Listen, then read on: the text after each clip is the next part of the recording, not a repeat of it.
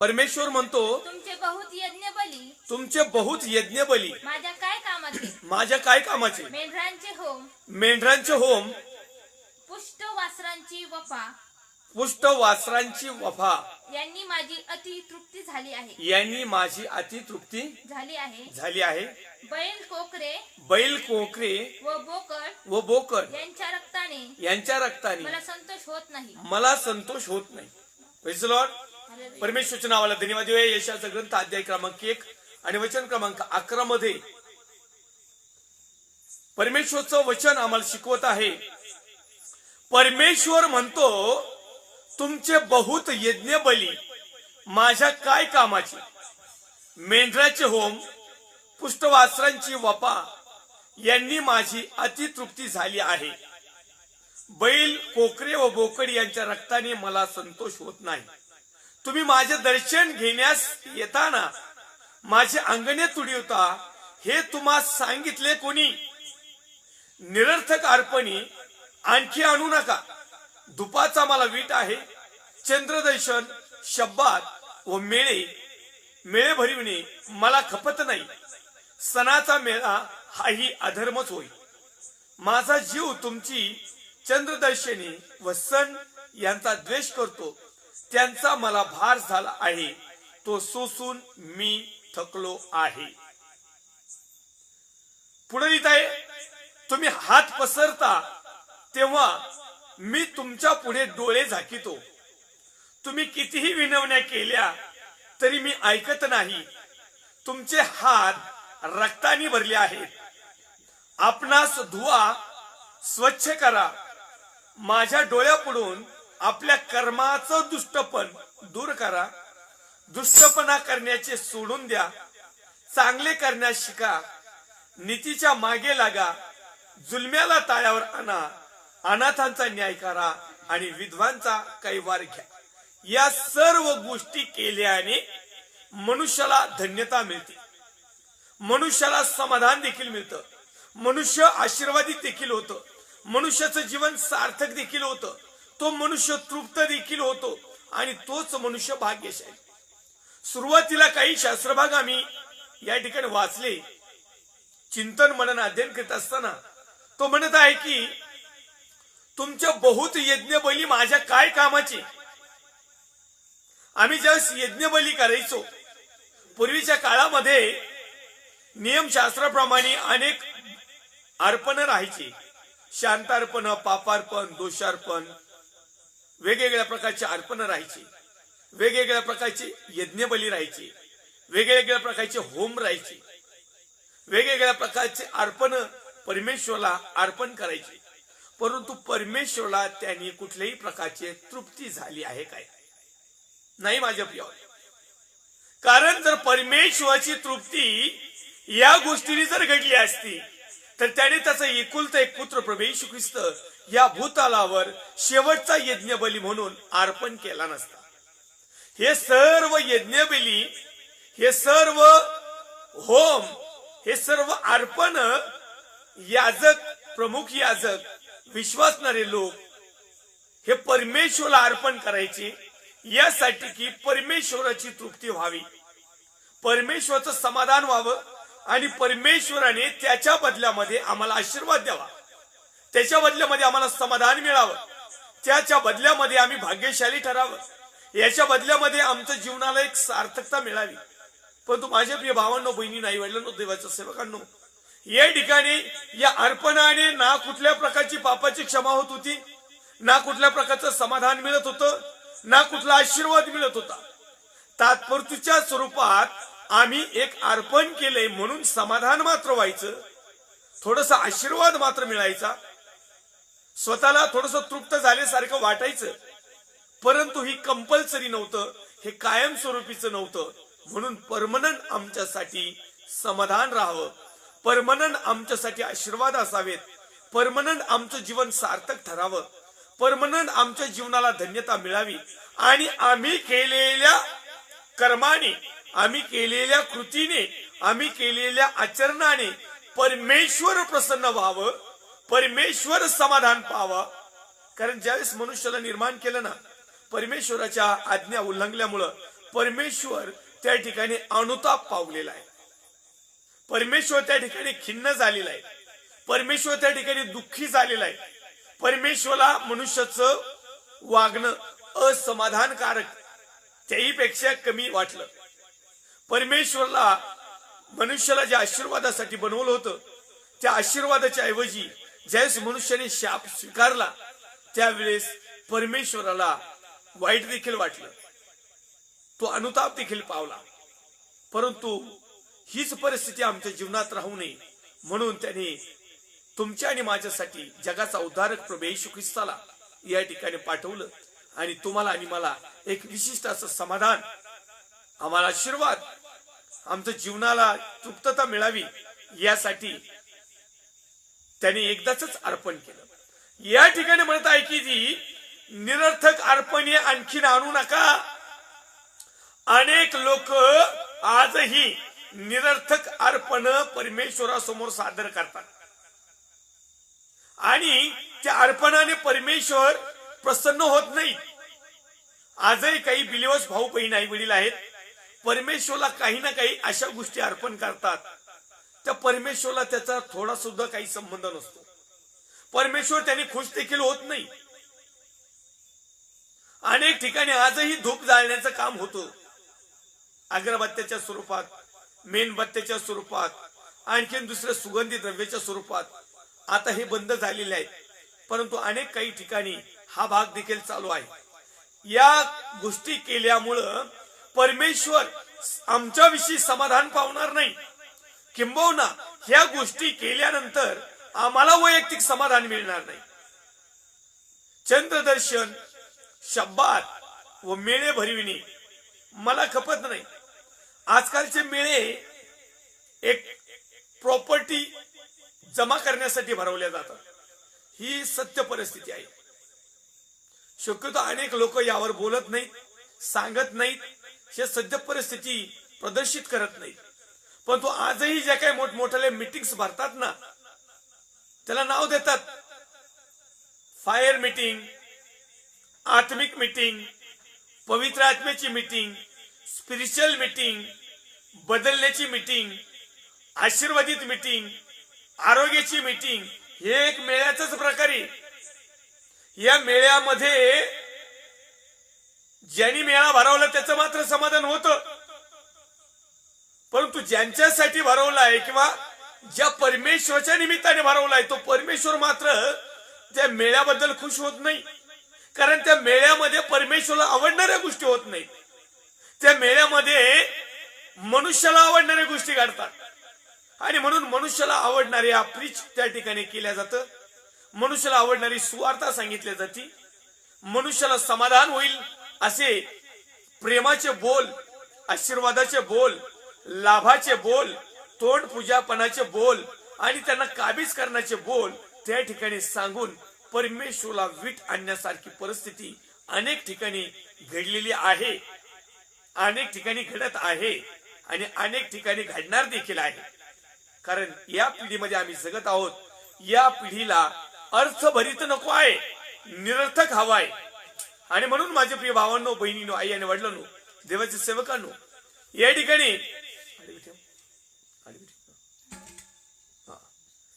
ठिकाणी पवित्र शास्त्र सांगतंय की निरर्थक अर्पणे आणखीन आणू नका.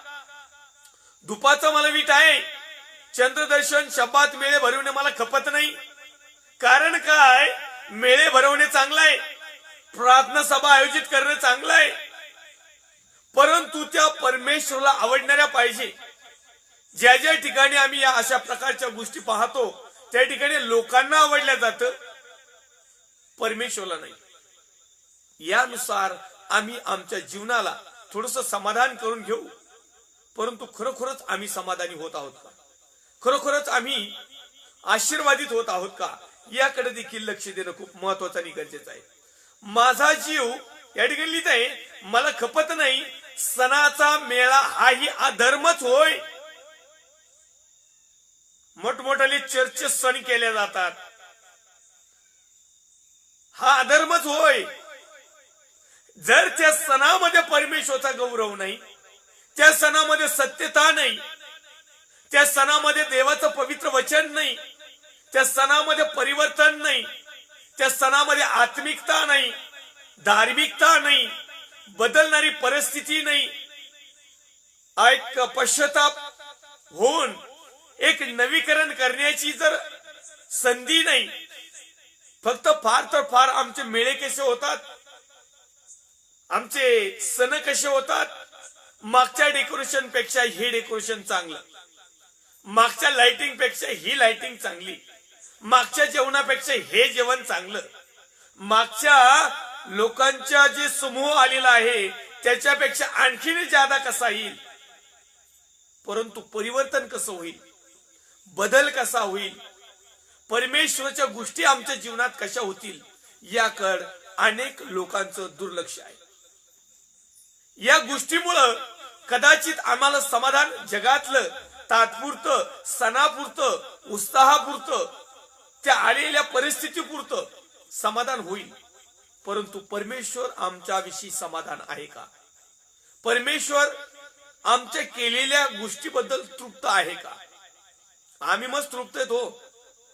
आम्हाला काही बिर्याणी खायला मिळाली आम्हाला काय अडचणी, आम्हाला गाणे गायला मिळाले काय अडचणी, आम्हाला नवीन ड्रेस कोट मिळाले आम्हाला काय अडचण नाही, आम्हाला दिसणाऱ्या चांगल्या फॅशनेबल गोष्टी दिसल्या काय अडचण नाही. म्हणजे आज या ठिकाणी खऱ्या अर्थाने आमचं जीवन आशीर्वादित केव्हा मिळेल, तर पुढे पाहत आहोत आम्ही. तो म्हणत आहे, माझा जीव तुमची चंद्रदर्शनी व सन यांचा द्वेष करतो, त्याचा मला भार झालाय. परमेश्वर म्हणतो याला तर भार झालाय, तो सोसून मी थकलोय. परमेश्वर आमच्या पापाचा भार वाहून थकलाय. याचं कारण काय? कारण आमचा भार जो आहे स्वार्थी आहे, आमचा भार जो आहे पापाचा आहे, आमचा भार जो आहे मीपणाचा आहे, आमचा भार जो आहे दिखाऊपणाचा आहे, आमचा भार जो आहे देवाला न आवडणार आहे. तो म्हणत आहे, अहो कष्टी आणि भाराक्रांत जिन हो, तुम्ही सर्व मजकडे या, तुम्ही जे ओझ्याने लादलेले आहात ते माझ्याकडे तुमचं ओझ द्या. पण किती प्रकारे एकदाच पापाचं ओझ त्याने वाहिलं आणि तो कालवरी वधस्तंभ चढला, कालवरीवर त्या टेकडीवर त्याने आमच्यासाठी ते ओझ वाहिलं. तोच ख्रिस्त आम्हाला समजलेला असून देखील जाणून बुजून हेतू पुरस्कर स्वार्थासाठी, स्वतःच्या एक स्टेटस साठी जर आम्ही सातत्याने पुन्हा एक वार तो पापाचा भार प्रभेश्वर जर वाहिला, तर आता तो वाहिला मोकळा नाही. पूर्वी त्यांनी वाहिला, आता तो न्याय करायला येणार आहे. ते दिवस आता जवळ आलेले आहेत. आणि म्हणून माझ्या प्रिय भावांनो, बहिणींनो, आई वडिलांनो, देवाच्या सेवकांनो, आमचा बदल होणं खूप महत्वाचं आणि गरजेचं आहे. लोकांना बदल म्हणजे जैगिक बदल करत असतात, परंतु आत्मिक बदल देखील खूप महत्वाचा आहे. त्यामुळं आमचा भार वाहून परमेश्वर या ठिकाणी यशाच्या ग्रंथामध्ये सांगत आहे, अध्याय क्रमांक 1 वचन क्रमांक 14 मध्ये, की तो सोसून मी थकलो आहे. तेव्हा तुम्ही हात पसरता तेव्हा मी तुमच्या पुढे डोळे झाकतो. परमेश्वर आमच्या पुढे डोळे झाकतो. अनेक लोक म्हणतात, अहो ज्या परमेश्वराने मनुष्याला निर्माण केलं, ज्याने आमचा डोळा बनवला तो आम्हाला पाहत नाही का? ज्याने आमचा कान बनवला तो ऐकत नाही का? ज्याने आम्हाला मुख बनवलं तो आमच्या त्या मुखाने बोलू शकत नाही का? ज्याने आमचं अंतकरण बनवलं तो अंतकरणात आम्हाला जाणू शकत नाही का? यस, 100% तो जाणतो. परंतु कुणासाठी? त्याला मुख आहे, आम्हालाही मुख आहे. त्याला कान आहे, आम्हालाही कान आहे. आम्हाला डोळे आहेत, त्यालाही डोळे आहेत. परंतु वीट आणणाऱ्या गोष्टी जो काही विश्वासणारा भाऊ किंवा बहीण किंवा आई किंवा वडील किंवा देवाचे सेवक हे जे वीट आणणाऱ्या गोष्टी करतात, त्यावेळेस मात्र असे लोक ज्यावेळेस परमेश्वराकडे हात पसरतात, म्हणजे प्रार्थना करतात, विनंती करतात, त्यांचं साकडं, त्यांचं जे काही म्हणणं असेल, त्यांचा जो काही प्रॉब्लेम असेल, जे समस्या असतील, त्यांच्या ज्या इच्छा असतील, त्यांचे जे काय बेत असेल, त्यांचे काय जे प्लॅनिंग असेल, ज्यावेळेस परमेश्वराकडे हात पसरतात म्हणजे परमेश्वराकडून प्राप्त करण्याचा निर्णय करतात किंवा मागतात, तेव्हा मी तुमच्या पुढे डोळे झाकीतो. परमेश्वर म्हणतो मी पाहत नाही, तुमच्या प्रार्थनाही ऐकत नाही, तुमचा धार्मिक देखावाही पाहत नाही, तुमचा नामधारीपणाही मला पाहावं असं झालंय. अनेक लोकांना वाटतं की आम्ही धार्मिक आहेत, आमच्या मोठ्या उपासनेमध्ये परमेश्वर पाहत आहे. परमेश्वर त्याच लोकांकडे दृष्टी करतो जे लोक आत्म्याने खरेपणाने देवाची सेवा करतात, जे जगाच्या दृष्टिकोनातून सेवा करतात किंवा जगाच्या दृष्टिकोनातून विश्वास ठेवतात किंवा जगाच्या दृष्टिकोनातून कृती आणि आचरण करतात. त्या लोकांकडे परमेश्वर पाहत नाही. तर त्यांच्याकडे कोण पाहतो? तो दुष्ट सैतान. अनेक लोक म्हणतील की फळक साहेब, जर परमेश्वर आमच्याकडे कानाडोळा करतोय तर आम्ही एवढे श्रीमंत कसे, एवढे आशीर्वादित कसे, एवढे तृप्त कसे, एवढे समाधानी कसे? जर परमेश्वराने जर आमच्याकडे कानाडोळा केला असता किंवा डोळे झाक केली असती तर आम्हाला हे आशीर्वाद मिळाले असते का? माझ्या प्रिय भावांनो, बहिणींनो, हे आशीर्वाद जे तुमच्याकडे आहेत असं तुम्हाला वाटतंय ते जगातले आहेत आणि ते जगातले आशीर्वाद लुप्त होणार आहेत. ते जगातले आशीर्वाद काढून घेण्यात येणार आहे. ते जगातले आशीर्वाद कमी घटी होती. 4 दिवस सासूचे ना 4 दिवस सुनीचे पण येतात. दुःख येतं ना तर सुख पण येतं. उन्हाळा येतो ना तर हिवाळा आणि पावसाळा पण येतो. ऋतू बदलत येत, दिवस बदलत येत. मग अशाच प्रकारे आमची आत्ताची असणारा समाधान बदलेल, आशीर्वाद बदलेल, जे काही असेल जे जगाचं आहे ते बदलेल. कारण आता परमेश्वराने तुमच्या आणि माझ्याकडं आम्ही हात पसरीत असताना त्याने डोळे झाकलेले आहेत. सगळ्यांसाठी नाही, जे त्याचे खरे प्रिय लोक आहेत, जे विश्वासणारे भाऊ बहीण आई वडील आहेत, देवाचे सेवक आहेत, याजक वर्ग आहेत, जे परमेश्वराने धावून दिलेल्या धावेवर धावतात, त्यांच्यासाठी अहोरात्र परमेश्वराचे नेत्र आहेत. परंतु जे जगिक पद्धतीने जीवन जगतात आणि खालील काही वचनामध्ये आम्ही पाहिलेलं आहे अशा प्रकारे जीवन जगतात, त्यांना समाधान नाही, त्यांचं जीवन धन्य नाही, त्यांना तृप्ती काय माहित नाही, आशीर्वाद माहित नाही. किती भेटलं तरी त्यांची तृप्ती होत नाही. अनेक लोक चोरावर मोर म्हणून काम करतात. चोरावर मोर म्हणजे काय माहिती का? एखाद्याने कार्य केलं ना त्याचं श्रेय आपण घ्यायचं. एखादा झटला ना त्याचं श्रेय आपण लाटायचं. म्हणजे त्याला म्हणतात आयत्या पिठावर वेघुट्या मारणं, आयत्या बिळावर नागोबा. असे आहेत. देवाचे सेवक पण आहेत आणि विश्वासणारे भाऊ बहीण पण आहेत. दुसऱ्याने केलेल्या कामाचं श्रेय आपण लुटायचं. हे जगिक पद्धतीने होऊ शकतं सक्सेस, पण तो आत्मिकरित्या कुणी कुणाच्या कामाचं काही लुटू शकत नाही.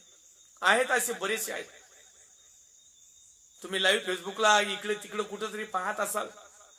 काही करायचं नाही, फक्त श्रेय म्हटलं लुटायचं. अशाच प्रकारे देवाचं आत्मिक धार्मिक सत्याचं काम न करता जगातलं काम करायचं आणि श्रेय लुटायचं. नावाला म्हणायचं की परमेश्वरने आम्हाला आशीर्वाद दिलाय, नावाला म्हणायचं की परमेश्वरामध्ये आम्ही समाधानी आहोत, नावाला म्हणायचं की आम्ही तृप्त आहोत. परंतु आंतरिक त्या पाहिलं, वास्तविक पाहिलं, सत्य जर पाहिलं तर ते आजही समाधानी नाहीत, आजही आशीर्वादित नाहीत, आजही तृप्ती नाही, आजही त्यांच्या जीवनाचं सार्थक झालेलं नाही. परंतु माझ्या प्रिय भावांनो, बहिणींनो, देवाच्या सेवकांनो, या ठिकाणी देवाचं वचन सांगत आहे, तुम्ही कितीही विनवण्या केल्या तरी मी ऐकत नाही. ज्या वेळेस आम्ही परमेश्वराकडे विनवण्या करतो, पवित्र शास्त्र यशायाच्या ग्रंथ अध्याय क्रमांक 1 वचन क्रमांक 15 मध्ये सांगतंय की तुम्ही कितीही विनवण्या केल्या तरी मी ऐकत नाही. अनेक लोकांच्या विनवण्या ऐकण्यात आलेल्या आहेत, परंतु ते देवाच्या नियोजनानुसार. अनेक लोकांच्या विनंत्या आजही ऐकण्यात आलेल्या नाहीत, कारण परमेश्वराने ते ऐकल्याच नाहीत. कारण काय की परमेश्वराला न आवडणाऱ्या गोष्टीच आम्ही जगतो. परमेश्वराला जे काही हवं आहे ते न देता आम्ही परमेश्वराला दुसरंच काही देतो. फक्त ते नावाला आहे तन मन धन प्रभूला अर्पण. पण काही नाही, तनही देत नाहीत, मनही देत नाही आणि धनही देत नाही. हे फक्त म्हणायला झालंय. अनेक लोक तन मात्र प्रभूला देतात, मन मात्र दुसरीकडे असतं आणि धन मात्र काहीतरी पेरणीसाठी असतं, देवाच्या गौरवासाठी काहीच नाही. काही लोक चर्च मध्ये असतात, तन म्हणजे या धडानी, म्हणजे या देहानी, म्हणजे या शरीरानी. यांचं मन कुकरच्या शिट्ट्या, यांचं मन कुठंतरी बाहेर, यांचं मन जगिक गोष्टीमध्ये. आणि धनाचा तर विषयच नाही. ज्यावेळेस धन देण्याची पाळी येते त्यावेळेस दाखवू द्यायचं, गुप्त नाही. कारण गुप्त दिल्यानंतर आमची प्रेस्टेज कशी वाढल. अनेक लोक दिखाऊपणाचं काम करतात आणि म्हणून परमेश्वर अशा लोकांच्या विनंत्या ऐकत नाही. मग ते याजक असो या बिलीवर्स भाऊ बहीण आई वडील असो, जे परमेश्वराला आवडतं त्या गोष्टी ज्यावेळेस आम्ही करतो त्यावेळेस परमेश्वर आमच्याकडे डोळे उघडे ठेवून पाहतो. ज्यावेळेस आम्ही प्रार्थना करतो त्यावेळेस परमेश्वर आमच्या प्रार्थना, आमच्या विनवण्या ऐकतो. तुमचे हात रक्ताने भरले आहेत. बिलीवर्स भावांनो, बहिणींनो, आई वडिलांनो, देवाच्या अभिषिक्त सेवकांनो, परमेश्वर म्हणत आहे की आमचे हात रक्ताने भरलेले आहेत म्हणून आम्ही समाधानी नाहीत, म्हणून आम्ही आशीर्वादित नाहीत, म्हणून आम्ही तृप्त नाहीत. आता रक्ताने भरले म्हणजे काय, तिथं खून करणं हाच भाग नाहीये.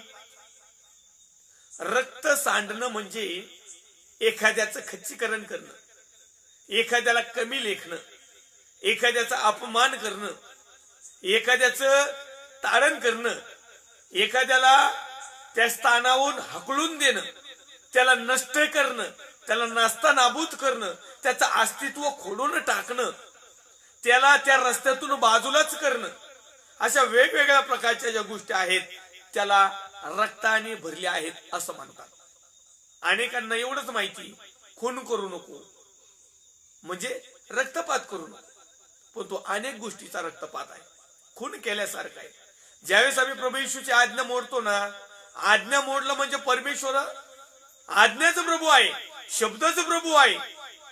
ह्या प्रभूलाच नाकारणं म्हणजे प्रभूला आमच्या जीवनातूनच बाजूला काढून टाकणं म्हणजे खून करणं. तर तो म्हणत आहे की तुम्ही हात पसरता तेव्हा मी तुमच्या पुढे डोळे झाकितो. तुम्ही कितीही विनवण्या केल्या तरी मी ऐकत नाही. तुमचे हात रक्ताने भरले आहेत. आपणास धुवा.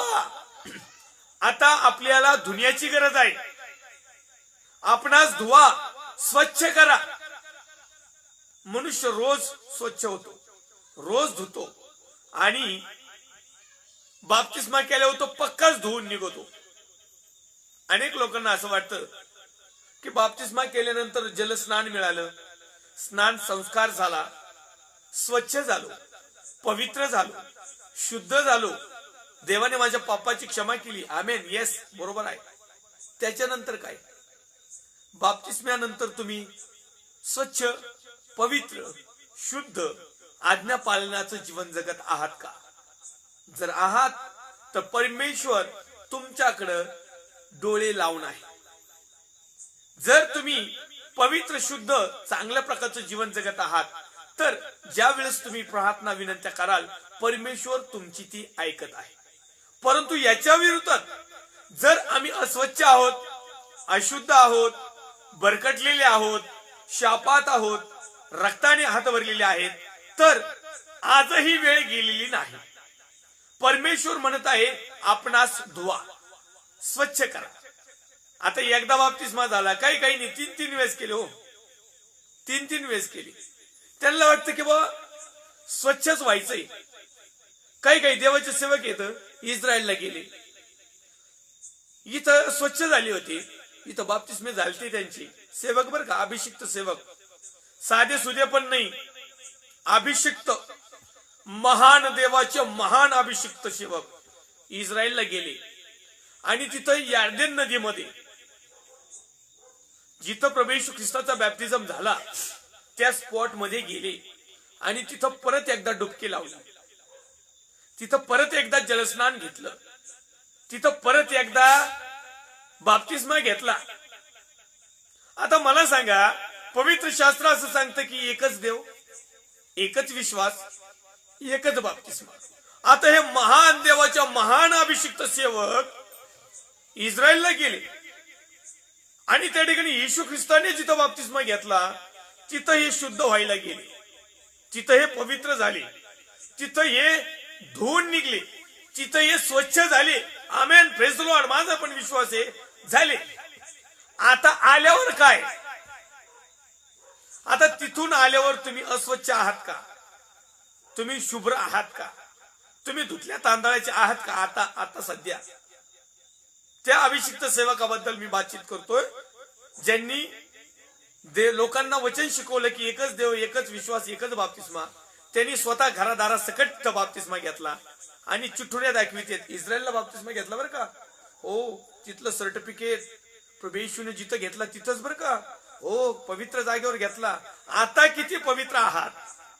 नाही, स्वतःच्या मनालाच विचारायचं. आता मी तुमचे दोष काढणार नाही, कारण इथंच वचन वाचलंय.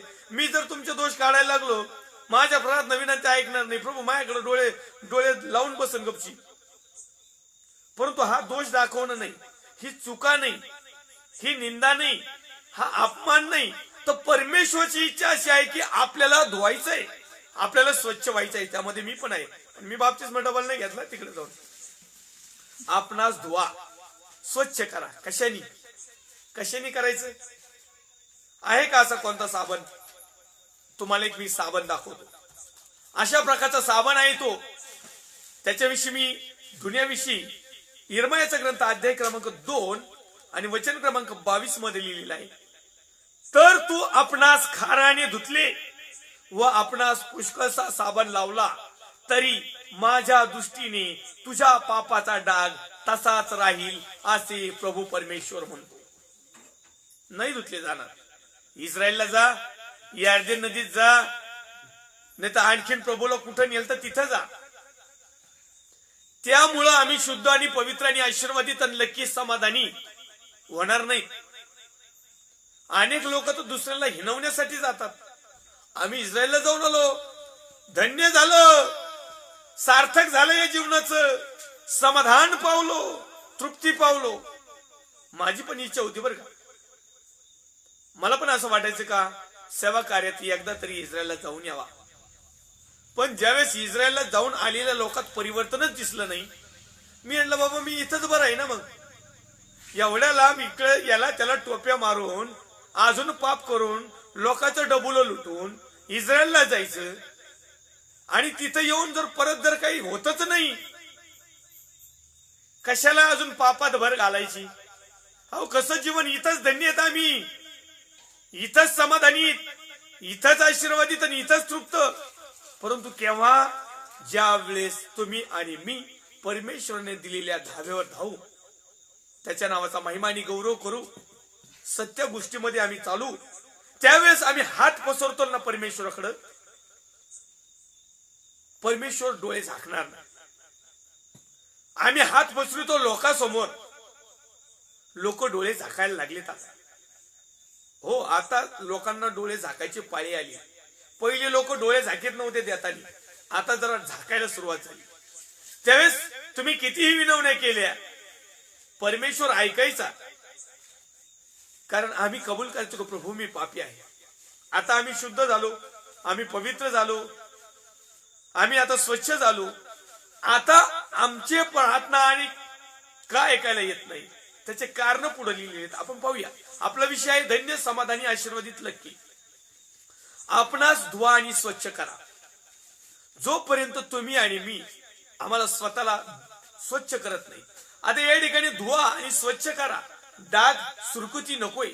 आम्ही यिर्मयाचा ग्रंथ अध्याय क्रमांक 2 आणि वचन क्रमांक 22 पाहिलं, त्यामध्ये लिहिलंय की तर तू आपणास खाराने धुतले व आपणास पुष्कळसा साबण लावला तरी माझ्या दृष्टीने तुझ्या पापाचा डाग तसाच राहील, असे प्रभू परमेश्वर म्हणतो. मग आम्ही धुतले कसे जाऊ? आम्ही स्वच्छ केल्या कसे जाऊ? आम्ही लोकांना परमेश्वराला, देवाला, ईश्वराला, यहोवा, येशू, पवित्र आत्म्याला कशा प्रकारे आम्ही स्वच्छ, सुंदर, पवित्र, शुद्ध ठेवू. तर इब्री लोकांचं पत्र अध्याय क्रमांक 4 वचन क्रमांक 10 मध्ये लिहिलं होतं, बैलाचं व जे दुसरे काही अर्पण असतील त्याचं रक्त पाप दूर करण्यास असमर्थ आहे. पहिलं योहान 1:7 मध्ये लिहिलंय, येशू याचं रक्त आपल्याला सर्व पापापासून शुभ्र करतं. इब्री लोकांचं पुस्तक अध्याय क्रमांक 1 वचन क्रमांक 9 इब्री 9:22 मध्ये लिहिलंय, नियमशास्त्राप्रमाणे रक्ताने बहुतेक सर्व काही शुद्ध होत, रक्त ओतल्या वाचून पाप क्षमा होत नव्हती. इब्री 10:3 मध्ये लिहिलंय, परंतु या यज्ञामुळे वर्षानुवर्ष पापाचीच आठवण व्हायची. याचा अर्थ आम्ही शुद्ध आणि पवित्र झालोच नाही. प्रभू येशूने रक्त सांडलं, त्याच वेळेस मनुष्याच्या पापाची क्षमा झाली. आता किती वेळेस प्रभूचं रक्त सांडायचंय? आजही अनेक लोक प्रभूचं रक्त सांडण्याची अपेक्षा बाळगतात. वारंवार प्रभू रक्त सांडित नाही, वारंवार प्रभू जन्म घेत नाही. तर आता तो येणार आहे ना, तो न्यायाधीश आहे. त्याला येण्याच्या अगोदर तुम्हाला आणि मला शुद्ध पवित्र बनायचं आहे. त्याला येण्याच्या अगोदर आम्हाला परमेश्वराच्या पात्रतेचं बनायचं आहे. त्याला येण्याच्या अगोदर आम्हाला शुद्ध बनायचं आहे. त्याला येण्याच्या अगोदर आम्हाला स्वच्छ बनायचं आहे. आणि आता पुन्हा एक वार प्रभू रक्त सांडणार नाही. प्रभू एकदाच अर्पण केलं, एकदाच रक्त सांडलं आणि त्याने संपूर्ण मानव जातीच्या पापाची क्षमा केली. आज पवित्र वचन जर आम्ही स्वीकारलं, ग्रहण केलं, त्याप्रमाणे आचरण केलं तर आम्ही स्वच्छ होऊ. पवित्र वचनाने धुतलेले, पवित्र वचनाच्या माध्यमातून कार्यरत असणारे लोक स्वच्छ आणि पवित्र आहेत, ते शुद्ध आहेत. बाकीचे वचनाच्या पलीकडे काम करणारे, वचनाच्या पलीकडे जीवन जगणारे लोक आजही अस्वच्छ आहेत, आजही शुद्ध नाहीत, आजही ते धन्य नाहीत, आजही ते समाधानी नाहीत, आजही ते आशीर्वादित नाही, आजही त्यांचं जीवन सार्थक झालेलं नाही, आजही ते तृप्त नाहीत. जर तुम्हाला तृप्त, समाधानी, आशीर्वादित जर बनायचं असेल तर आज तुम्हाला आणि मला परमेश्वराच्या वचनाने, जलस्नानाने पवित्र आणि शुद्ध होणं खूप गरजेचं आहे. ही काळाची गरज आहे. तर आमचं जीवन समाधानी. आपणास धुवा, स्वच्छ करा. माझ्या डोळ्यापुढून आपले कर्माचे दुष्टपण दूर करा. आमचं जे कर्म आहे, जे क्रिया आहे, जे कृती आहे, जे आचरण आहे, हे दुष्टपणाचं आहे असं परमेश्वर पाहत आहे. मी तुम्हाला म्हणणार नाही की तुम्ही दुष्टपणाने वागताय, किंवा तुम्ही मला म्हणू शकत नाही की तुम्ही दुष्टपणाने वागताय, किंवा आम्ही जगाला सांगू शकत नाही, किंवा जग आम्हाला म्हणू शकत नाही. परंतु परमेश्वर मात्र पाहत आहे आणि परमेश्वर प्रत्येकाचं अंतःकरण तपासत आहे. परमेश्वर प्रत्येकाचं उठणं बसणं बारकाईने पाहत आहे. आणि त्याच्या दृष्टिकोनातून आज आम्ही अशुद्ध झालेलो आहोत.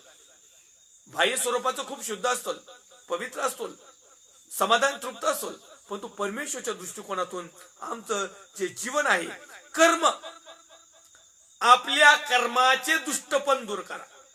म्हणजे क्रिया, कृती, आचरणामध्ये जे दुष्टपण आहे ते दूर करा. म्हणजे आम्ही शुद्ध होऊ, म्हणजे आम्ही पवित्र होऊ. पुढे लिहिलंय, दुष्टपणा करण्याचे सोडून द्या. दुष्टपण दूर करा, पण हे सोडूनच द्या. आत्मिकरित्या, आध्यात्मिकरित्या प्रभूमध्ये असताना, विश्वासू असताना, क्रियाशील असताना, आमच्या जीवनामध्ये ज्यावेळेस आम्ही दुष्टपण ठेवतो त्यावेळेस आमच्या जीवनाला परमेश्वरच्या दृष्टिकोनातून कुठल्याही प्रकारचं समाधान नाही. परमेश्वर आमच्याविषयी समाधानी नाही, परमेश्वर आमच्याविषयी तृप्ती नाही, परमेश्वरला देखील आमच्याविषयी खात्री नाही. देवाचा पुत्र प्रभू येशू ख्रिस्ताविषयी तो म्हणत आहे, हा माझा परमप्रिय पुत्र आहे, याच्याविषयी माझा जीव संतुष्ट झालाय, याच्याविषयी मी समाधानी आहे, याच्याविषयी मी तृप्त आहे. कारण हा माझा आज्ञा पालन करत आहे, कारण हा स्वतःला शुद्ध ठेवत आहे, हा पवित्र ठेवत आहे, हा देवाला आवडणाऱ्या गोष्टी करत आहे. आज तुम्ही आणि मी काय करत आहोत? आज आमचं जीवन परिवर्तन जर करायचं असेल, आमचं जीवन जर समाधानी बनवायचं असेल, आम्हाला जर आशीर्वादित व्हायचं असेल, आमच्या जीवनाला एक सार्थकता मिळवायची असेल, भाग्यशाली जर बनवायची असेल, आम्हाला जर तृप्त बनायचं असेल, तर माझ्या प्रिय भावांनो, बहिणींनो, देवाच्या सेवकांनो, एकच पर्याय, आमच्या जीवनातलं दुष्टपण आम्ही काढून टाकावं. आमच्या जीवनातलं दुष्टपण आम्ही सोडून द्यावं. दुष्टपणाचा सोडूनच द्यावं. अनेक लोक सेवेमध्ये असताना देखील, कार्यरत असताना देखील, अधिकारामध्ये असताना देखील, विश्वासणारे असताना देखील अनेक लोक दुष्टपण आजही करीत आहेत. थोड्याशा लाभासाठी. थोडस लाभ खूप मोठा नसतो, मान सन्मान लय मोठा नाही. आपल्याला मान सन्मान तिथला पाहिजे. जर आम्ही स्वर्गाच्या राज्यात जर आमचा प्रवेश झाला तर तिथं स्वर्गीय देवदूत आमचा मान सन्मान करतील, देवाचा पुत्र आमचा सन्मान करील, पवित्र आत्मा सन्मान करील, यहोवा परमेश्वर सन्मान करील. हे आम्हाला ओळखणारे 10, 15, 20, 25 काय हजार लोक असतील, लाख लोक असतील, असून अख्खं जग तर काय आमचा सन्मान करीत नाही. काय या सन्मानासाठी, लाभासाठी तोंडपूजापणा करावी? जितक्यामध्ये आहे ना तितक्यामध्ये समाधानी असावं. लोकांनी आमची वाहवा करावी आणि लोकांमध्ये आमचं स्टेटस उंच व्हावं म्हणून अनेक लोक दुष्टपणा करतात. म्हणून हा दुष्टपणा सोडून द्या असं परमेश्वरचं वचन सांगते. पुढे तो म्हणताय, चांगले करण्यास शिका. आम्ही काही चांगल्या गोष्टी करत आहोत का? बऱ्याच अंशी आम्ही चांगलं करायला जातो, पण आमच्याकडून वाटोळच होतो. आमच्या मनाला वाटतं आम्ही चांगलं करतो, पण देव ज्यावेळेस पाहतो त्यावेळेस त्याच्यामध्ये चांगलपणा नसतो, त्याच्यामध्ये सत्यता नसते, त्याच्यामध्ये खरापणा नसतो, त्याच्यामध्ये सालसमन नसतं, त्याच्यामध्ये वचनाचं मार्गदर्शन नसतं. वचन केवळ नावाला घेतलेलं असतं, पण काम मात्र आमचं त्या जगिक पद्धतीने त्याच्यामध्ये ऍड केलेलं असतं. परमेश्वरला सर्व काही ठाऊक आहे. मी असो, तुम्ही असो, या जग असो, परमेश्वर प्रत्येकाला ओळखतो. आणि म्हणून चांगले करण्यास शिका. चांगले करण्यास. आता चांगलं काय आहे? अनेक लोकांना हेच कळत नाही चांगलं काय. चांगलं म्हणजे काय? लोकांना आवडणारं चांगलं का देवाला आवडणारं चांगलं? अनेक लोक लोकांना चांगलं आवडतं म्हणून चांगलं करतात, देवाला चांगलं आवडतं म्हणून चांगलं नाही करीत. कारण देवाला चांगलं आवडतं, पवित्र आवडतं, शुद्ध आवडतं, विवेक भावाने आवडतं, मनापासून आवडतं, आत्म्यापासून आवडतं, खरेपणापासून आवडतं. हे नाही करीत आम्ही. लोकांना कसं आवडतं ते आम्ही लोकांच्या आवडीवर करतो. आणि म्हणून परमेश्वर म्हणत आहे की चांगलं करण्यास शिका. चांगलं काय आहे? लोकांना आवडणारं की देवाला आवडणारं? देवाला आवडतं सत्य, लोकांना आवडतं डुप्लिकेट. आम्ही काय करणार? लोकांना आवडती प्रशंसा, मान सन्मान, स्टेटस, जगातल्या सगळ्या गोष्टी. परमेश्वरला आवडतं स्वर्गीय गोष्टी. आता आम्ही काय चांगल्या गोष्टी स्वीकारल्यात, काय स्वीकारित आहोत आणि काय इतरांना सांगत आहोत? कारण इतरांना सांगण्याची जबाबदारी जर परमेश्वरने मला दिली आहे, तुम्हाला दिलेली आहे, अनेक देवाच्या लोकांना जर दिलेली आहे, बिलोस भाऊ बहीण याजक असतील, देवाचे सेवक असतील, अभिषिक्त नाव लिहिलेले असतील, भविष्यवक्ते असतील, जे काही कोणी XYZ असतील, आम्ही चांगलं करीत आहोत का? चांगलं करीत आहोत, पण आम्ही आमच्या मनाला पटन असं करत आहोत. परमेश्वरला पटन अशा गोष्टी आहेत का? म्हणून मी तुम्हाला एक उदाहरण दिलं की अनेक लोक चांगलं करायला जातात पण ते चांगलं नसतं. चांगलं करायला जातात पण ते चांगलं नसतं. कारण बायबल हे देखील सांगतं की जे मला करावंसं वाटतं ते मी करीत नाही, जे नाही करावंसं वाटतं ते मी करतो. तर हे का करतो? तर ते माझ्यामध्ये असणार वचणार पाप ते करवित. मग एकच देव, एकच विश्वास, एकच बाप्तिस्मा हे मला कळतंय, तरी मी इस्रायलला जाऊन दुसरा घेतोच. मी दुसऱ्यांना शिकवणारा, मी दुसऱ्यांच्या प्रश्नाची उत्तर देणारा, मला सत्य समजणार, माझं जीवन पवित्र शुद्ध दाखवणारा, मी ज्यावेळेस त्या वचनात पलीकडे जातो मग मी चांगलं करतोय का? म्हणजे मला जे चांगलं वाटतं ते मी करतो, पण परमेश्वराला ते चांगलं आहे का? परमेश्वराच्या दृष्टिकोनातून वचन आहे ते न लुप्त पावणार आहे, ते न बदलणार आहे. मग तर वचनामध्ये लिहित आहे की बाप्तिस्मा एकच आहे आणि मी ते पण लोकांना शिकवतो, पण मीच जाऊन इस्रायलला दुसरा करीतो. मग ते कोण करीत?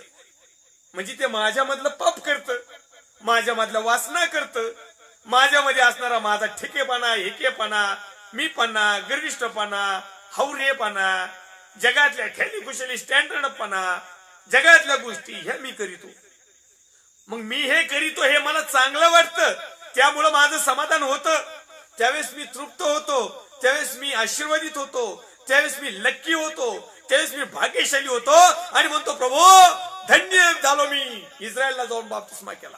प्रभू धन्य झालो, समाधान वाटलं मला बाप्तिस्मा केल्याबद्दल. प्रभू माझं जीवन आशीर्वादित झालं बाप्तिस्मा केल्याबद्दल. प्रभू माझ्या जीवनाचं सार्थक झालं, मी यार्देन नदीत बाप्तिस्मा घेतला. प्रभू आय एम लकी. कारण अनेक लोक इथे येऊ शकले नाही, येणार पण नाहीत, आणि अनेक लोक हे असं करू पण शकणार नाही, कारण आम्ही आधीच लोकांना सांगितलं एकच देव, एकच विश्वास, एकच बाप्तिस्मा. परंतु प्रभू मी लक्की आहे.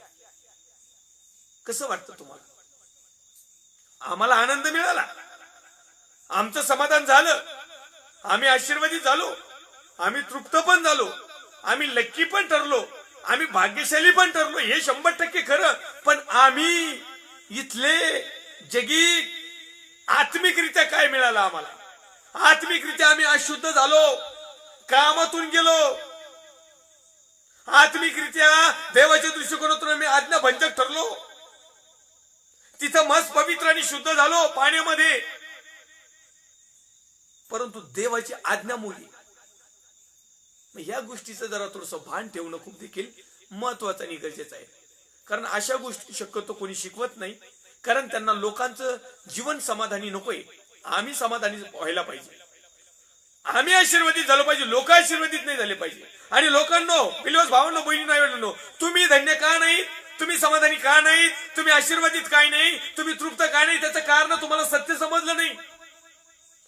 सत्य तुम्हाला समजल आणि मग तुमचं समाधान होईल. तुम्हाला आवडणाऱ्या गोष्टी ज्यावेळेस तुम्हाला सांगितल्या जातात त्यावेळेस तुम्ही तृप्त होतात, त्यावेळेस तुम्ही समाधानी पावतात, त्यावेळेस तुम्ही म्हणतात मी आशीर्वादित झालो. परंतु आमच्या मधलं पाप ज्यावेळेस परमेश्वर देवाच्या वचनामधून आम्हाला सांगतो त्यावेळेस आम्ही खरं समाधानी व्हायला पाहिजे की प्रभू धन्यवाद, आता मी बदलल, आता मी माझी लाईन सोडून देईल, आता मी फोकसला येण्याचं पाहणार नाही. माझ्यामध्ये तू किती चांगुलपणा ठोस मध्ये भरलेला आहे, माझ्यामध्ये किती सत्यता भरलेली आहे, माझ्यामध्ये तू किती पॉवर दिलेला आहे. प्रभू मी याचा दुरुपयोग करणार नाही, कारण हे तुझं आहे, तुझ्यासाठी आहे, तुझ्या लोकांसाठी आहे, तू मला फुकट दिलेला आहे. प्रभू मी अहोरात्रंदिवस माझं जीवन समाधानाने जगून तर जगून इतरांचं समाधान कसं होईल, इतर लोक आशीर्वादित कसे होतील, इतर लोक देखील भाग्यशाली कसे ठरतील, इतर लोक देखील तृप्त कसं होतील, याकडे मी लक्ष देईल. याला म्हणतात धन्यता. म्हणून या ठिकाणी यशाच्या ग्रंथामध्ये अध्याय क्रमांक 1 आणि वचन क्रमांक 17 मध्ये लिहिता आहे, चांगलं करतो. देवाचं वचन सांगणं चांगलं आहे, देवाचं वचन ऐकणं अधिक चांगलं आहे. अहो पण त्यापेक्षा उत्तम देवाच्या वचनावर क्रियाशील जीवन जगणं हे त्याच्यापेक्षा उत्तम आहे. हे खूप महत्वाचं आहे. आणि म्हणून परमेश्वरचं वचन सांगता मला केवळ सांगणारे होऊ नका, ऐकणारे होऊ नका, तर कृती आणि आचरण करणारे व्हा. कृती आणि आचरण करणाऱ्याचं जीवन समाधानी असतं. कुठं नीतीच्या माग लागायचं, नीती अनीतीच्या नाही. अनेक लोक अनीतीच्या मागे लागलेत आणि धन्यता मिळवायला पावतात, समाधान पाहू इच्छितात, आशीर्वादित होऊ इच्छितात. नीतीच्या मागे लागा, अनीतीच्या नाही. अनेक लोकांनी नीती सोडून दिलेली आहे म्हणून ते समाधानी नाही. अनेक लोक नीतीच्या मागे न लागता अनीतीच्या मागे लागलेले आहेत म्हणून ते समाधानी नाहीत, म्हणून ते धन्य नाही, म्हणून ते आशीर्वादित नाहीत, म्हणून त्यांचं जीवन सार्थक नाही. म्हणून त्यांचं समाधान नाही, म्हणून ते तृप्त नाहीत. जिकीकरी आहेत बरं का, जे आणि तिने वागतात ना ते म्हणतात भाऊ आपण भरपूर काही कमवलं बरं का, रिलॅक्स, आपण तृप्त झालो. परंतु नाही माझ्या प्रिय, या ठिकाणी बायबलच्या वचनानुसार आमचं जीवन जर आम्ही जगलो तर निश्चित अर्थाने आम्ही आशीर्वादित आणि समाधानी झाल्याशिवाय राहणार नाही. चांगले करण्यास शिका, नीतीच्या मागे लागा. आज आम्हाला प्रश्न आहे वैयक्तिक स्वतःला, आम्ही नीतीच्या मागे आहोत का अनितीच्या मागे आहोत? आम्ही नीतिमानाकडे जात आहोत का अनितिमानाकडे जात आहोत? आम्ही देवाने गौरव करत आहोत याकडे देखील पाहणं खूप गरजेचं आहे. अनेक लोकांना फेमस व्हायची लय हवस लागली. फेमस होण्यासाठी ते काय काय कुठं करतात. फेमस होण्यासाठी आता मीडियाचा खूप जोराने उपयोग चाललाय. आपण तर काही करायचं नाही, पण दुसऱ्याने केलं का त्याचं श्रेय आपण घेऊन मोकळे व्हायचं. ही एक सत्यता आहे. समाधान नाही त्याच्यामध्ये, आशीर्वाद नाही त्याच्यामध्ये. हा थोडस फेमस होऊ शकतो बा ज्यादा ज्यादा, पण स्वर्गाच्या राज्यात नाही. हा चोरटापणा झाला, हा खोटापणा झाला, हा ढोंगीपणा झाला, हा लबाडपणा झाला, शिव आज्ञा भंगपणा झाला. हा कुठला प्रकारे माहिती का, 10 कमांड जे आहेत ना 10 आज्ञा, त्याच्यातली एक आज्ञाचा भंग झाला. कारण अनेक लोकांना वाटतं की फक्त जी आज्ञा आहे ना निर्गमच्या ग्रंथामध्ये, परस्त्रीचा लोभ धरू नको किंवा परधन्याचा लोभ धरू नको, मग जे काही दुसऱ्याचं आहे ना त्याचा लोभच नाही धरायचा. मग ती परस्त्री असो, परधन असो, नाही तर परप्रांतीचं काही दुसरं काही असू, त्याचं काही असू, त्याचा कार्यक्रम असू, नाही तर त्याचं काही असू, XYZ, आपल्या नावावर कधीच करायचं नाही. आपण त्याचं श्रेय लाटायचंच नाही. ती एक आज्ञाभंगाचा प्रकार आहे. आता अनेक लोकांना हे प्रकटीकरण माहिती नाही तर, आणि यांना कुणी सांगितलंय पण नाही. आणि एवढं सखोल सांगायचं म्हणल्यानंतर पालखी काम करायला जर थोडस अवघड पण जाईल. मला तर नाही गेलं 20-22 वर्ष, पण तू काही लोकांना एवढं स्पष्टरित्या सांगायचं म्हटल्यानंतर जरा थोडस अवघडच जाईल. म्हणून माझे बिलोस भावांनो बहिणींनो, आम्ही काय काय गोष्टी केल्या पाहिजे. चांगले करण्यास शिका, नीतीच्या मागे लागा, अनितीच्या मागे लागू नका. कारण अनितीमुळे भरपूर काही पापाला तोटा नाही, अनितीमुळं शापाला तोटा नाही, अनितीमुळं भंगाईलाही तोटा नाही. भंगतेत लोक अनिती केल्यामुळं भंगतेत, अनिती केल्यामुळं स्वर्गाचं जाऊ दे, स्वर्गाच्या तिकडे पुढे पोहोचायचंच नाही. अनिती केल्यामुळे इथंच लोक आम्हाला सन्मान मान देत नाहीत. ते डुप्लिकेट माणूस काय करायचं त्याचं, हे बघतो बोल बच्चन पिकीत काय नाही, ते लुटीत. त्याचं काय त्याच्या बापाचं आहे. त्यांनी कुठं कष्टाने कामावले, त्यांनी डुप्लिकेटच कामावले. हे आशीर्वादाचे कारण नाहीत, हे समाधानाचे कारण नाहीत, हे शापाचे कारण नाहीत. लोक बोट मोडीत येत. जुलम्याला ताळ्यावर आणा. जे जुलमी आहे ना, जुलमी ताळ्यावर आणा, असं देवाचं वचन सांगते. म्हणून मी पास्टर राजू आल्हाड अहमदनगर मधून प्रीच मध्ये कायम ताळ्यावर आणण्याचं काम असतं. वचनाचं सत्यच आम्ही प्रकट करतो. ते कुणाला पटो न पटो, परंतु 100% माझा परमेश्वर मला पाहत आहे, तुम्हाला पाहत आहे. आम्ही काय करायला पाहिजे. जिथं कुठं आमचा लॉस होईल, जिथं कुठं आमचा अपमान होईल, जिथं कुठं आमचं खच्चीकरण होईल, जिथं कुठं आमची खुर्ची काढून घेण्यात येईल, जिथं कुठं आमचा मोठेपणाला काळिंबा लागन, ते घ्यायचंच नाही. जे असं उंच जाईल ते मात्र घ्यायचं. मग ही निवड काही कामाची नाही. मग परमेश्वर पण आम्हाला निवडील. जसा मेंढ पाळ मेंढ्यातून शेळ्या निवडील, तसा तो तुम्हा आम्हा प्रभू निवडील. जगी वैभवाने प्रभू राज्यावेळेस येईल, त्यावेळेस या घटना घडतील. मग त्यावेळेस ताळ्यावरच नीट. मग त्याच्यापेक्षा आम्ही स्वतःचीच तपासणी केली तर बरं आहे ना, आहे की नाही. भारत सरकारने कोविडची टेस्ट कंपल्सरी केली, केव्हा करणं गरजेचं आहे. किंवा सायन्स किंवा मेडिकल नुसार करणं गरजेचं आहे, घेणंच गरजेचं आहे, लस टोचणंच गरजेचं आहे. तिथं बरे पटापटा नंबर लागत आहेत, तिथं सगळं नीट होतं. का जीवावर बेत म्हणून ना, शासनाचा नियम आहे म्हणून ना, सरकारचा नियम आहे म्हणून ना.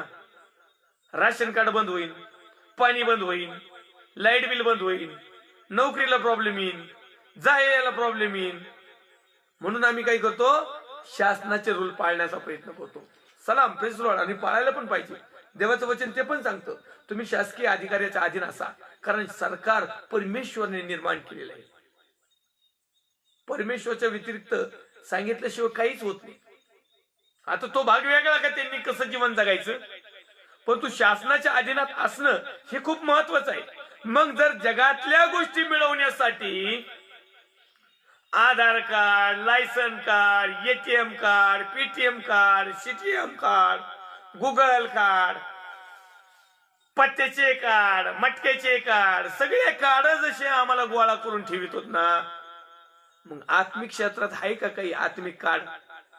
देवाच्या वाचनाचं कार्ड, नीतिमत्वेचं कार्ड, विश्वासाचं कार्ड, कृती आचरणाचं कार्ड आहेत का काही? प्रार्थनेचे कार्ड, ओरिजिनल कार्ड, इथं काहीच नाही आमच्याकडं. कसं जीवन आमचं धन्य होईल, कसं समाधानी होईल? म्हणजे जगातल्या गोष्टी मिळवायताना सगळ्या काही गोष्टी मिळायच्या, दिवसभर रांगेला राहायचं, पैसे पाणी टेबलाचे खालून सरकून काही कमाई करून ते घ्यायचं. मग आध्यात्मिक परमेश्वराच्या राज्यामध्ये जर आम्हाला समाधान आणि आशीर्वाद म्हणजे सार्वकालिक जीवन जर मिळवायचं असेल तर ह्या गोष्टी पाळणं खूप गरजेचं आहे. ही सत्यता आहे, हे खरं आहे, हे आमेन आहे. आणि म्हणून तो म्हणतो चांगलं करण्यास शिका, नीतीच्या मागे लागा, अनीती सोडून द्या. आतापर्यंत करीत असले ना काही अडचण नाही. Okay, praise the Lord. सोडून द्या, पश्चाताप करा. प्रभू आज देखील क्षमा करण्यास तयार आहे. जुलम्याला ताळ्यावर आणा. जो जुलमी ताळ्यावर आणा, त्याचा खरं एक हे पीडितास मुक्त करा. जुलम्याला ताळ्यावर आणा म्हणजे पीडित जे पिडलेले आहेत. आता काही लोक वचनाने पिडलेले आहेत, त्यांना डुप्लिकेट सांगून पिडून टाकलेले, मग त्यांना ताळ्यावर आणा. खोट्या शिक्षणात देत त्यांना ताळ्यावर आणा. डुप्लिकेट काम करतात त्यांना ताळ्यावर आणा. लाभासाठी काम करतात त्यांना ताळ्यावर आणा. अनितीने काम करतात त्यांना ताळ्यावर आणा. त्याचे वेगवेगळे प्रकटीकरण आहेत त्याचे. अनाथांचा न्याय करा. जे अनाथ आहेत, अनाथ ज्यांना कुणीच नाही, त्यांचा न्याय करा. योग्य न्याय करा, योग्य. मग त्यांना कुणी नाही म्हणून त्यांचंच लुटून मोकळे नका हो. नाही, तसं आहे आमच्याकडे, आहे तर भरपूर अशी लोक. एकटा जीवन साधा जीव, मग ते एकट्याला अनाथ आहे ना जीव. मग अनाथाला आहे ना, अनाथाचा सगळा कार्यक्रमच करून टाकायचा, पार त्याला मरूपर्यंत त्याच्या मागच पिछा पुरवायचा, सोडायचंच नाही. त्याला मुंग्या लागूस तर, पेटीत गाडूस तर, 40 होऊन ते झाल्यानंतर त्याच्या मागचं पण सोडायचंच नाही. अनाथांचा न्याय करा. आम्ही अनाथावर अन्याय करतो, ही आमची धार्मिकता, ही आमची सत्यता. समाधान मिळणार नाही, आशीर्वाद मिळणार नाही, कदापि तृप्त होणार नाही. पण आजही वेळ गेलेली नाही. माझ्या प्रिय भावांनो, बहिणींनो, आई वडिलांनो, देवाच्या सेवकांनो, अनाथांचा न्याय करा. जे कुणाला त्यांना कुणी नाही ना, त्यांचा न्याय करा. जर न्याय नसला करता येत, अन्याय पण करू नका. तेवढी ताकद नाही ना त्यांचे न्याय करण्याची, तर मग अन्याय सुद्धा करू नका. ज्यावेळेस या गोष्टी केल्या जातात, कदाचित अनाथांचा न्याय न करता अन्याय केला आणि त्या अन्यायामधून समाधान मिळालं, त्या अन्यायामधून आशीर्वाद मिळाला, त्या अन्यायामधून तृप्त झालेत, त्या अन्यायामधून लक्की आणि भाग्यशाली जर ठरले आहात, तर इथले जगात तुम्ही आणि मी ओपरी आणि प्रवासी आहोत. आमचं खरं नागरिकत्व तिथलंय. तिथं काय करताल, तिथं कसे जाताल? काही लोक इतके काही लाजा सोडून दिल्यात ना, ते म्हणतात वरच बघू चट नंतर. ते स्वर्ग नरक आहे ना, ते तुम्हीच बघा. आम्हाला इथं चांगल्या गोष्टी मिळाली, इथंच स्वर्ग उपभोगायचा आहे आम्हाला. अक्षरशः नरक उपभोगीत आहेत. इथं त्यांना स्वर्ग वाटतो पण नरकाचं जीवन जगत आहेत. माझ्या परमेश्वरची इच्छा आहे की तुम्ही आणि मी आमच्यापैकी एकानंही असं जीवन जगू नये, तर आम्ही चांगलं जीवन जगावं ही देवाची इच्छा आहे. कारण देव सर्वांना क्षमा करतो. शेवटचा एक पॉइंट वाचतो त्याच्यातलाच, कारण आपला वेळ झालेला आहे. विधवेंचा कैवार घ्या. ज्या विधवा आहेत ना, विधवा ज्यांचे नवरे नाही, ज्या अनाथ आहेत, ज्या विधवा आहेत, त्यांचा कैवार म्हणजे त्यांची बाजू घ्या. पण लोक ते पण नाही करीत, त्यांना त्रास देतात. ज्यावेळेस त्यांचा नवरा जिवंत होता ना, टप्पर नव्हती त्यांच्याकडे जायची, वाकडे तिकडे बघायची, बोलायची, डेअरिंग करायची. आता कुणी उठत येत तर पडत येत, हम ऐसा करेंगे, हम वैसा करेंगे, आमच्याच बापाचं, आम्ही त्याचे मालक, आमच्याच ताब्यात. आणि त्यांचा नवरा होता तवा मग अशी व्हायची, ढिल्ले व्हायचे तवेस. ऐक ही परिस्थिती. एखादं जर अनाथ राहिलं, विधवा असेल, गरीब असेल, त्याला नडू नका. तुम्हाला त्यांना मदत करता येत नसेल ना, नका करू बाबा, पण ते त्यांच्यावर अन्याय तरी करू नका, त्यांच्या वाट्याचं लुटू नका. अनेक लोक येतो गरिबांच्या वाट्याचं लुटीत येत, गरीब तिथपर्यंत पोहोचत नाही, एका वर्षी पोहोचत येत, तिकडून तिकडच कागदपत्र रंगवत येतात, तिकडच सायकली गायब, पण मशनी गायब, इंजनही गायब. नाही म्हणले त्यांच्याकडे शेतीच नाही, ज्यांच्याकडे शेती त्यांची अवजार गायब तिकडच्या तिकडं, हे शेतकऱ्याला खबरही नाही. असं काही करू नका. तुमच्या वाट्याला जर मिळालं तरी ना तुम्ही घ्या, दुसऱ्याचं वाट्याचं लुटू नका. आणि जर तुम्हाला त्याची लय हवस असली ना, तर त्या व्यक्तीची गाठभेट घ्या आणि त्याला प्रामाणिकपणे सांगा, बाबा तुला नको असेल ना, नको घेऊ, मला घेऊन दे, मी तुझ्या वाट्याचे तुला पैसे देतो. म्हणजे तू कमीत कमी त्याची मदत तरी करशील, नीतीने तरी वागशील. असं काहीतरी करा.